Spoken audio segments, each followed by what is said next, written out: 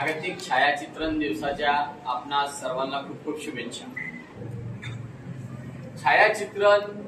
छायाचित्र, फोटोग्राफर, त्याच्या काय समस्या, त्याच्या काय अडचणी, या सर्वांची माहिती घेत असताना छायाचित्रण किती जरुरी आहे, तो आपल्या जीवनाचा अविभाज्य अंग कसा बनला आहे आणि त्याला आपण कुठल्या अंगाने एक सामाजिक जाणीवेतून जर आपण केलं तर आपण किती अन्याय लोकांचे, किती वास्तवता मांडून आपण ते अन्याय त्यांचे सोडवू शकतो, त्यांच्या समस्यांचं निराकरण करू शकतो, एवढी ताकद त्या छायाचित्रामध्ये आहे।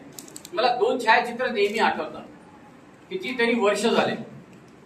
एक छायाचित्र सर्वांनाच आठवतो, मलाही आठवतो, जगप्रसिद्ध छायाचित्र आहे की त्या छायाचित्रामध्ये एक अशक्त 2 वर्षाची चिमुरडी, 1.5 वर्षाची चिमुरडी अशक्त आहे, खायला काही नाहीये आणि तिला चालता येणे शक्य नाहीये, ती मान टाकून खाली बसलेली आहे आणि बाजूला एक गिधाड तिच्या मृत्यूची वाट पाहत आहे। ते जगप्रसिद्ध झालेलं छायाचित्र, आज बोलताना सुद्धा काटे येतात अशा पद्धतीचं छायाचित्र। दुसरं छायाचित्र 1993 मध्ये लातूर किल्लारीचा भूकंप झाला आणि त्या भूकंपातून एक हात असा मलबा पडलेला आहे, एका घराचा एक हात बाहेर आलेला आहे आणि तोही रक्ताने माखलेला आहे। बस तेवढं छायाचित्र जे अनेक वर्तमानपत्रांनी त्यावेळेस छापलं 93 मध्ये, आजही ते स्मरणातून जात नाही। किती भीषणता, किती विदारकता, किती सत्यता, किती हृदयद्रावता, किती भावनांचा संगम। एक छायाचित्र जेव्हा 1000 शब्दाचं सामर्थ्य मी म्हणतो, माझा शेरोशायरीमध्ये इंटरेस्ट असतो, मी शेर शायरी बोलत असतो, तेव्हा सर्वांना असं वाटतं की खूप शब्दाचं सामर्थ्य आहे। 1000 शब्दाचं सामर्थ्य एका शेरमध्ये असतं, तसं 1000 पेक्षा जास्त शब्दाचा प्रभाव एका छायाचित्राचा पडत असतो। आणि हे छायाचित्र आपण काढतो, आपण टिपतो, जर आपला अँगल बदलला, जसं यांनी सांगितलं, कॅमेरे खूप आले, पूर्वीचा कॅमेरा आला, फोटोग्राफी, मोबाईल फोटोग्राफी, सेल्फीचा मोड, हे सर्व झालं, परंतु छायाचित्रकाराचं महत्व कमी झालेलं नाही, उलट ते वाढलं या मताचा मी। आजही आमच्याकडे दैनंदिन दैनिक यशोमतीमध्ये येणारे छायाचित्रामध्ये जवळपास 90% छायाचित्र हे रिजेक्ट करण्याच्या लायकीचे असतात। त्यांना अँगलच नाहीये, त्यांना समजतच नाही।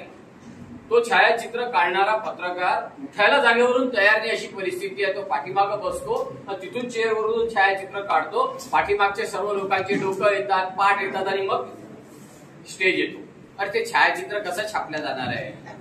अँगलच नाही, म्हणजे त्या पत्रकाराला अँगल नाही, तो समजून घ्यायला त्याने पत्रकाराला पहिलेच त्याला असं वाटतं की आम्हाला 2 शिंग फुटलेले आहेत, आम्ही पहिले शहाणे आहोत, आम्हाला कोण काय शिकवणार आहे, अशी त्यांची एक भावना असते आणि त्याच्यामध्ये त्याला ते समजत नाही, तो समजून घ्यायला तयार। मग अशा वेळेस आम्ही 10 वेळा लोकांना सांगतो की फोटो मोबाईलचे नाही पाठवायचे, तुमचा कार्यक्रम आहे ना तर आम्हाला फोटोग्राफरचे पाठवा। अनेक फोटोग्राफरशी माझा संपर्क असतो, कुठल्याही कार्यक्रमामध्ये मी त्यांना फोन करतो, कितीतरी वेळा दत्ताभाऊंना फोन केला, कितीतरी वेळा पंडितजींना फोन केला, कितीतरी अभय ज्योतला फोन केला किंवा थानवीला फोन केला, अरे यार उसके ऐसे ऐसे फोटो मेरे को ऐसे फोटो होना, ऐसे फोटो दे। कारण की जो छायाचित्र काढणारा जो छायाचित्रकार आहे त्याला ते कळतं की अँगल काय आहे, परंतु आता त्याला हे कळायला पाहिजे की त्याला सामाजिक जाणीवेच्या छायाचित्रामध्ये ज्यांनी सांगितलं की आपलं स्वतःचे काही छायाचित्र असलं पाहिजे, तर काही आपले असे सुद्धा छायाचित्र असले पाहिजे की जे वर्तमानपत्रात छापलेले आहेत, त्याचा अल्बम आपल्याकडे असला पाहिजे आणि तो आपण दाखवता आला पाहिजे समाजामध्ये की हे छायाचित्र माझे वर्तमानपत्रात आले का। वर्तमानपत्राने तुमची त्या छायाचित्रकार म्हणून दखल घेतली पाहिजे आणि ते नावं छापतात ना तुमचे। शेगाव गजानन महाराजच्या पालखीचे छायाचित्र अनेक फोटोग्राफर आमच्याकडे पाठवतात, शेगावचा कैलास अग्रवाल आहे तो पाठवतो, आम्ही त्याच्या नावानिशी घेतो।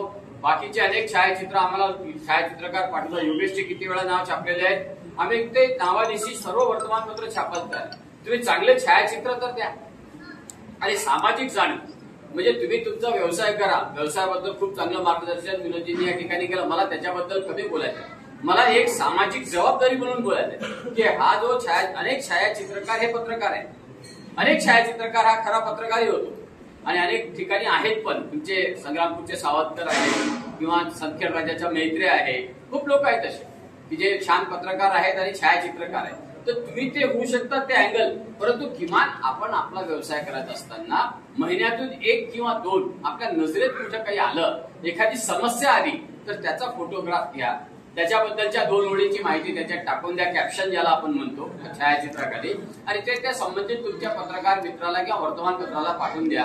किंवा तुमच्या असोसिएशनला मी सांगेन की सर्वांचे ईमेल आयडी तुमच्याकडे सेव्ह करा, किंवा त्या पत्रकाराशी बोला, त्या वर्तमानपत्राच्या संपादकाशी तुम्ही संपर्क ठेवा, त्यांना पाठवा. ते अतिशय चांगल्या पद्धतीने ते छापतील. कदाचित ते त्याचा तुम्हाला मोबदला देणार नाही, आणि तो मोबदला तुम्हाला नाही मिळाला पण त्यांनी छापलं आणि नाव झालं तरी तो मोबदला खूप मोठा आहे. त्याचा आपल्याला त्या प्रचाराचा फायदा होतो. मला एक शेर या ठिकाणी असा आठवतो की तस्वीरें सिर्फ कागज पर रंग नहीं होती, तस्वीरें सिर्फ कागज पर रंग नहीं होती, ये लम्हों की सांसें और यादों की धड़कन होती है. हर फोटोग्राफर समाज का आईना है, उसकी नजर में दुनिया का सपना सजीव होता है. आता म्हणजे नेमकं काय आहे की तुम्ही म्हणतात की व्यवसाय 3च सूत्र आहे चौधरीजी, की आस्था, अवस्था आणि व्यवस्था. हे 3 सूत्र जर तुमचं असेल, तुमची फोटोग्राफीच्या प्रती, समाजाच्या प्रती, तुमच्या कामाच्या प्रती, तुमच्या परिवाराच्या प्रती आस्था असेल तर मग तुम्हाला काही बघावं लागणार नाही. तुम्हाला अतिशय चांगला तिथून मान सन्मान तुम्ही पण द्याल, तुम्हाला पण. तुमची आस्था त्याच्यामध्ये नसेल तर ते काम तसं चांगलं होणार नाही. आज मला या ठिकाणी पंजाबराव असताना आनंद झाला, ते सांगत आहे की माझा मुलगा, मी त्याला सुद्धा याच्यातच टाकून घेतलं. म्हणजे बघा, एक पिढी दुसऱ्या पिढीकडे फोटोग्राफीचा हा व्यवसाय हस्तांतरित करत आहे.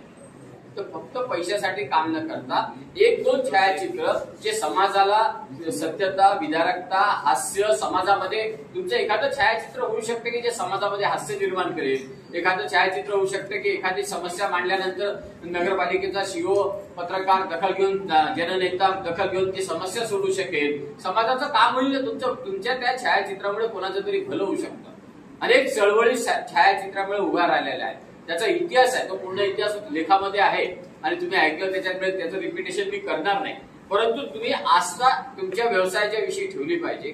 त्यानंतर तुमची अवस्था, तुम्हाला रात्री जागता येत नाही, तुमच्या तोंडाला फोळं येतात, मग तुमची तब्येत बरोबर राहत नाही, तुमचा खोकलाच राहतो, तुम्ही स्वतः हालत राहतात त्या कॅमेऱ्यासमोर वगैरे. तुमची जर शारीरिक अवस्था बरोबर नसेल तर ते बरोबर होणार नाही. त्यामुळे ते फुकटाचं जरी लग्नाचं असेल तरी आपण किती खावं, किती आपलं कंट्रोल ठेवावं, कुठल्या तळलेल्या वस्तू खाऊ नये, काय कसं खावं, त्याची सर्वांची शारीरिक अवस्था आपली चांगली राहील त्याचं भान आपल्याला ठेवायचं आहे. म्हणजे अवस्था पण छान पाहिजे, आस्था पाहिजे, अवस्था पाहिजे, आणि मग राहिली व्यवस्था.